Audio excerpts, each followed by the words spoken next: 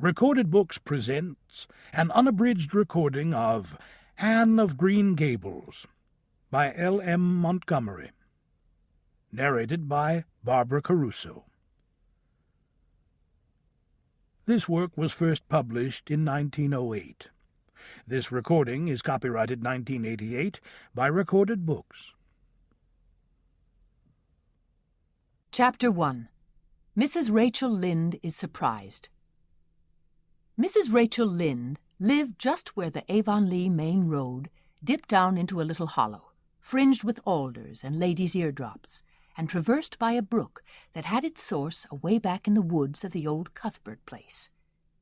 It was reputed to be an intricate, headlong brook in its earlier course through those woods, with dark secrets of pool and cascade. But by the time it reached Lynde's Hollow, it was a quiet, well-conducted little stream, for not even a brook could run past Mrs. Rachel Lynde's door without due regard for decency and decorum. It probably was conscious that Mrs. Rachel was sitting at her window, keeping a sharp eye on everything that passed, from brooks and children up, and that if she noticed anything odd or out of place, she would never rest until she had ferreted out the whys and wherefores thereof. There are plenty of people, in Avonlea and out of it, who can attend closely to their neighbours' business by dint of neglecting their own. But Mrs. Rachel Lynde was one of those capable creatures who can manage their own concerns and those of other folks into the bargain. She was a notable housewife. Her work was always done, and well done. She ran the sewing circle, helped run the Sunday school, and was the strongest prop of the Church Aid Society and Foreign Missions Auxiliary. Yet with all this, Mrs. Rachel found abundant time to sit for hours at her kitchen window, knitting cotton warp quilts. She had knitted 16 of them, as Avonlea housekeepers were wont to tell in awed voices, and keeping a sharp eye on the main road that crossed the hollow and wound up the steep red hill beyond. Since Avonlea occupied a little triangular peninsula jutting out into the Gulf of St. Lawrence, with water on two sides of it, anybody who went out of it or into it had to pass over that hill road, and so run the unseen gauntlet of Mrs. Rachel's all-seeing eye. She was sitting there one afternoon in early June. The sun was coming in at the window, warm and bright. The orchard on the slope below the house was in a bridal flush of pinky-white bloom, hummed over by a myriad of bees. Thomas Lynde, a meek little man whom Avonlea people called Rachel Lynde's husband, was sowing his late turnip seed on the hill field beyond the barn, and Matthew Cuthbert ought to have been sowing his on the big Red Brook field away over by Green Gables. Mrs. Rachel knew that he ought, because she had heard him tell Peter Morrison the evening before in William J. Blair's store over at Carmody that he meant to sow his turnip seed the next afternoon. Peter had asked him, of course, for Matthew Cuthbert had never been known to volunteer information about anything in his whole life.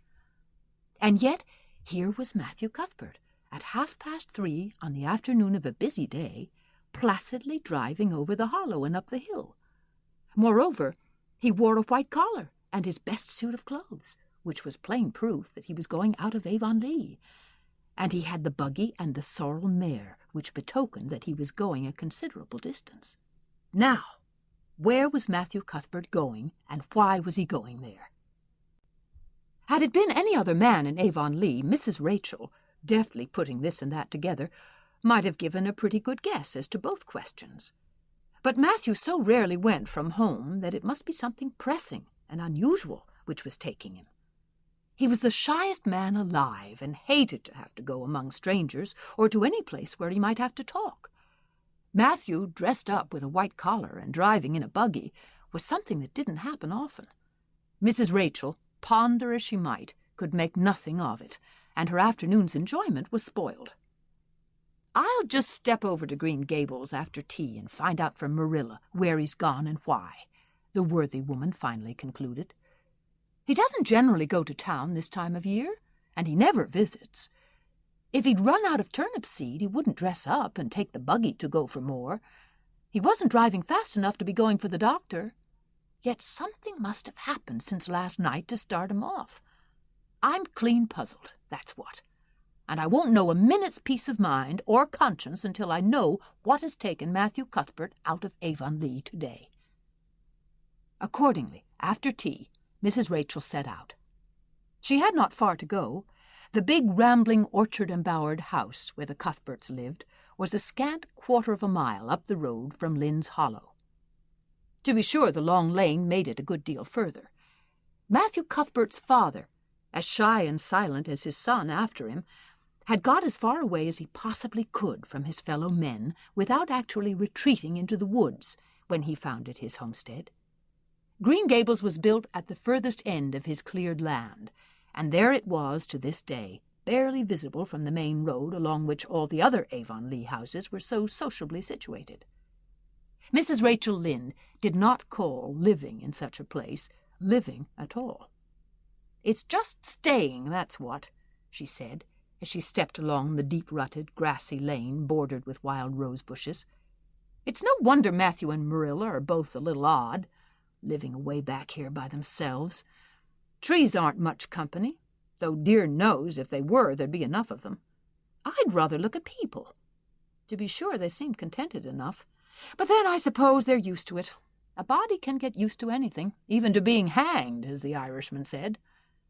With this, Mrs. Rachel stepped out of the lane into the backyard of Green Gables.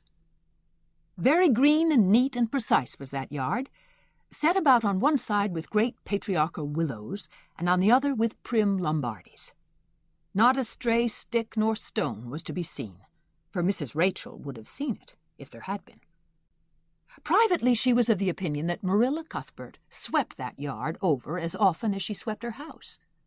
One could have eaten a meal off the ground without overbrimming the proverbial peck of dirt. Mrs. Rachel rapped smartly at the kitchen door and stepped in when bidden to do so. The kitchen at Green Gables was a cheerful apartment, or would have been cheerful if it had not been so painfully clean as to give it something of the appearance of an unused parlor. Its windows looked east and west. Through the west one, looking out on the backyard, came a flood of mellow June sunlight. But the east one, whence you got a glimpse of the bloom white cherry trees in the left orchard and nodding slender birches down in the hollow by the brook, was greened over by a tangle of vines. Here sat Marilla Cuthbert, when she sat at all, always slightly distrustful of sunshine, which seemed to her too dancing and irresponsible a thing for a world which was meant to be taken seriously. And here she sat now, knitting, and the table behind her was laid for supper.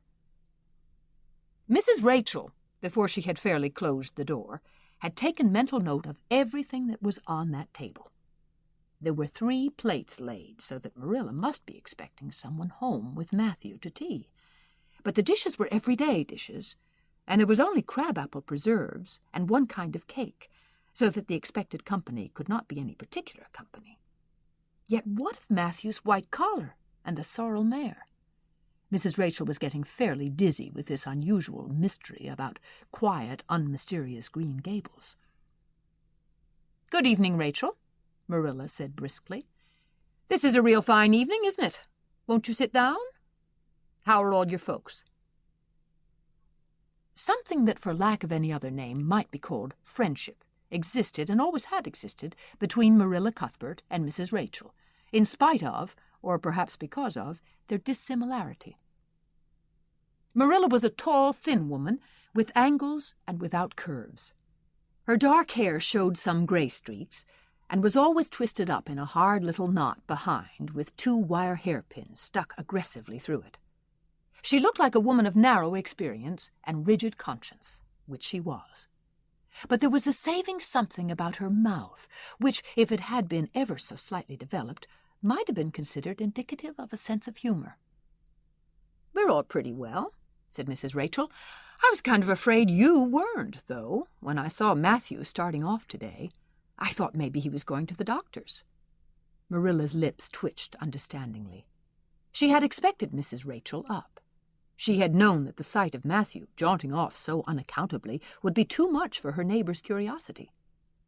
"Oh, no, I'm quite well, although I had a bad headache yesterday," she said. "Matthew went to Bright River.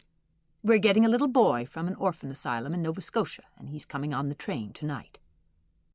If Marilla had said that Matthew had gone to Bright River to meet a kangaroo from Australia, Mrs. Rachel could not have been more astonished.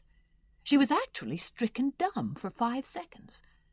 It was unsupposable that Marilla was making fun of her, but Mrs. Rachel was almost forced to suppose it. "Are you in earnest, Marilla?" she demanded when voice returned to her. "Yes, of course," said Marilla, as if getting boys from orphan asylums in Nova Scotia were part of the usual spring work on any well-regulated Avonlea farm, instead of being an unheard-of innovation. Mrs. Rachel felt that she had received a severe mental jolt. She thought in exclamation points. A boy? Marilla and Matthew Cuthbert, of all people, adopting a boy? From an orphan asylum? Well, the world was certainly turning upside down. She would be surprised at nothing after this, nothing. "What on earth put such a notion into your head?" she demanded disapprovingly. This had been done without her advice being asked, and must perforce be disapproved. "Well, we've been thinking about it for some time. All winter, in fact," returned Marilla. "Mrs. Alexander Spencer was up here one day before Christmas, and she said she was going to get a little girl from the asylum over in Hopetown in the spring. Her cousin lives there, and Mrs. Spencer has visited her and knows all about it. So Matthew and I have talked it over off and on ever since. We thought we'd get a boy. Matthew is getting up in years, you know. He's 60, and he isn't so spry as he once was. His heart troubles him a good deal, and you know how desperate hard it's got to be to get hired help. There's never anybody to be had but those stupid half-grown little French boys, and as soon as you do get one broke into your ways and taught something, he's up and off to the lobster canneries or the States. At first Matthew suggested getting a Bernardo boy, but I said no flat to that. They may be all right, I'm not saying they're not, but no London street Arabs for me. I said, give me a native born at least. There'll be a risk, no matter who we get, but I'll feel easier in my mind and sleep sounder at nights if we get a born Canadian. So, in the end, we decided to ask Mrs. Spencer to pick us out one when she went over to get her little girl. We heard last week she was going, so we sent her word by Richard Spencer's folks at Carmody to bring us a smart, likely boy of about 10 or 11. We decided that would be the best age, old enough to be of some use in doing chores right off, and young enough to be trained up proper. We mean to give him a good home and schooling. We had a telegram from Mrs. Alexander Spencer today. The mailman brought it from the station, saying they were coming on the 5:30 train tonight. So Matthew went to Bright River to meet him. Mrs. Spencer will drop him off there. Of course, she goes on to White Sands Station herself. Mrs. Rachel prided herself on always speaking her mind. She proceeded to speak it now, having adjusted her mental attitude to this amazing piece of news. "Well, Marilla, I'll just tell you plain that I think you're doing a mighty foolish thing. A risky thing, that's what. You don't know what you're getting. You're bringing a strange child into your house and home, and you don't know a single thing about him, nor what his disposition is like, nor what sort of parents he had, nor how he's likely to turn out. Why, it was only last week I read in the paper how a man and his wife up west of the island took a boy out of an orphan asylum, and he set fire to the house at night. Set it on purpose, Marilla, and nearly burnt them to a crisp in their beds. And I know another case where an adopted boy used to suck the eggs. They couldn't break him of it. If you had asked my advice in the matter, which you didn't do, Marilla, I'd have said for mercy's sake not to think of such a thing, that's what." This Job's comforting seemed neither to offend nor alarm Marilla. She knitted steadily on. "I don't deny there's something in what you say, Rachel. I've had some qualms myself. But Matthew was terrible set on it. I could see that. So I gave in. It's so seldom Matthew sets his mind on anything that when he does, I always feel it's my duty to give in. And as for the risks, there's risks in pretty near everything a body does in this world. There's risks in people's having children of their own, if it comes to that. They don't always turn out well. And then Nova Scotia's right close to the island. It isn't as if we were getting him from England or the States. He can't be much different from ourselves." "Well, I hope it will turn out all right," said Mrs. Rachel, in a tone that plainly indicated her painful doubts. Only don't say I didn't warn you if he burns Green Gables down or puts strychnine in the well. I heard of a case over in New Brunswick where an orphan asylum child did that and the whole family died in fearful agonies. Only it was a girl in that instance." "Well, we're not getting a girl," said Marilla, as if poisoning wells were a purely feminine accomplishment and not to be dreaded in the case of a boy. "I'd never dream of taking a girl to bring up. I wonder at Mrs. Alexander Spencer for doing it. But there, she wouldn't shrink from adopting a whole orphan asylum if she took it into her head." Mrs. Rachel would have liked to stay until Matthew came home with his imported orphan, but reflecting that it would be a good 2 hours at least before his arrival, she concluded to go up the road to Robert Bell's and tell them the news. It would certainly make a sensation second to none, and Mrs. Rachel dearly loved to make a sensation. So she took herself away, somewhat to Marilla's relief, for the latter felt her doubts and fears reviving under the influence of Mrs. Rachel's pessimism. "Well, of all things that ever were or will be," ejaculated Mrs. Rachel when she was safely out in the lane. "It does really seem as if I must be dreaming. Well, I'm sorry for that poor young one, and no mistake. Matthew and Marilla don't know anything about children, and they'll expect him to be wiser and steadier than his own grandfather, if so be's he ever had a grandfather, which is doubtful. It seems uncanny to think of a child at Green Gables somehow. There's never been one there, for Matthew and Marilla were grown up when the new house was built, if they ever were children, which is hard to believe when one looks at them. I wouldn't be in that orphan's shoes for anything. My, but I pity him, that's what." So said Mrs. Rachel to the wild rose bushes out of the fullness of her heart. But if she could have seen the child who was waiting patiently at the Bright River station at that very moment, her pity would have been still deeper and more profound.